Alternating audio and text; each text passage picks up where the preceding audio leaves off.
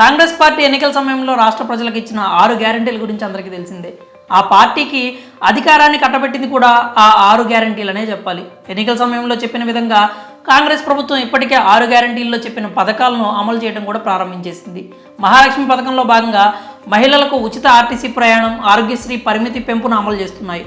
అంతేకాకుండా మిగిలిన పథకాలకు సంబంధించి కూడా అర్హులను గుర్తించే కార్యక్రమాన్ని చేపట్టింది. ఇందుకోసం తాజాగా సీఎం రేవంత్ రెడ్డి ప్రజాపాలన దరఖాస్తులను విడుదల చేశారు. మీకు ఏ పథకం కావాలన్నా కూడా ఈ దరఖాస్తుల ద్వారా అప్లై చేసుకోవాల్సి ఉంటుంది. మరి వాటిని ఎలా నింపాలి, వాటికి ఏ డాక్యుమెంట్లు కావాలో చూద్దాం. తెలంగాణలో డిసెంబర్ 28 నుంచి జనవరి 6 వరకు ప్రజాపాలన దినోత్సవాలు నిర్వహించున్నారు. ఇప్పటికే ఈ కార్యక్రమానికి సంబంధించి ప్రభుత్వం అన్ని ఏర్పాట్లను పూర్తి చేసింది. ఈ సభలకు అధికారులు మాత్రమే కాకుండా నేతలు కూడా హాజరవుతారు. ఈ దినోత్సవాల ముఖ్య ఉద్దేశం ప్రజల సమస్యలను ఆలకించడం. అంతేకాకుండా అక్కడికక్కడే పరిష్కారం దిశగా కూడా అధికారులు చర్యలు తీసుకుంటారు.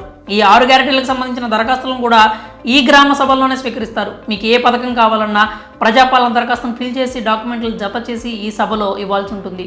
అయితే అన్నిటికీ కూడా ఒకటే దరఖాస్తు. కాంగ్రెస్ ప్రభుత్వం చెప్పిన 6 గ్యారెంటీలకు ఒకటే దరఖాస్తును విడుదల చేశారు. 6 గ్యారెంటీల్లో మళ్ళీ వేరు హామీలు ఉన్నాయి.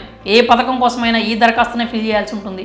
ఇప్పటికే ఈ ప్రజాపాలన దరఖాస్తులను ఆయా పంచాయతీలకు ప్రభుత్వం అందజేసింది. మొత్తం 10 రోజుల పాటు ఈ గ్రామ సభలు జరగనున్నాయి. ప్రజాపాలన దరఖాస్తులను నింపి గ్రామ సభల సమయంలో అధికారులకు అందజేయాల్సి ఉంటుంది. అయితే ఈ దరఖాస్తులను ఎలా నింపాలి? మీరు ఈ ప్రజాపాలన దరఖాస్తులో కుటుంబ సభ్యుల పూర్తి వివరాలను అందజేయాల్సి ఉంటుంది. కుటుంబ యజమాని పేరు, యజమాని పుట్టిన తేదీ, ఆధార్ కార్డు సంఖ్య, ration card number, phone number, వృత్తి, కులం, ఇలా అన్ని వివరాలను అందజేయాలి. మీకు ఏ పథకం కావాలో ఆ పథకానికి సంబంధించిన వివరాలను నింపాల్సి ఉంటుంది. మహాలక్ష్మి పథకం, రైతు భరోసా, ఇందిరమ్మ ఇల్లు, గృహజ్యోతి, చేనేత పథకం, ఇలా ఏ పథకం కావాలన్నా ఆ పథకం ఎదురుగా టిక్ చేయాల్సి ఉంటుంది. మహాలక్ష్మి పథకం కావాలంటే ఆ పథకం ఎదురుగా ఉన్న చెక్ బాక్స్లో మీరు టిక్ చేయాలి.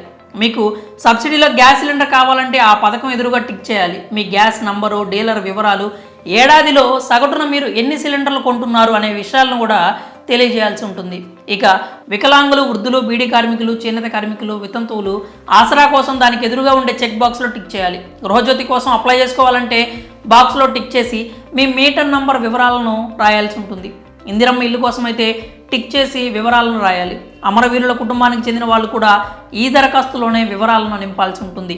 అమరవీరుడి పేరు, మరణించిన సంవత్సరం, మరణ ధృవీకరణ పత్రం నంబరు, జైలుకు వెళ్ళిన వివరాలు, FIR నంబర్ వంటి వివరాలను అందజేయాల్సి ఉంటుంది. ఇలా మీరు ఏ పథకానికి అప్లై చేయాలనుకున్నా కూడా ఈ ప్రజాపాలన దరఖాస్తులోనే వివరాలను నింపాల్సి ఉంటుంది. మరి ఈ దరఖాస్తుకు సంబంధించి ఎలాంటి డాక్యుమెంట్లు కావాలో ఇప్పుడు చూద్దాం. మీరు 6 గ్యారెంటీల్లో పథకాలకు సంబంధించిన వివరాలను పూర్తి చేసిన తర్వాత కావాల్సిన డాక్యుమెంట్స్ను కూడా జత చేయాల్సి ఉంటుంది.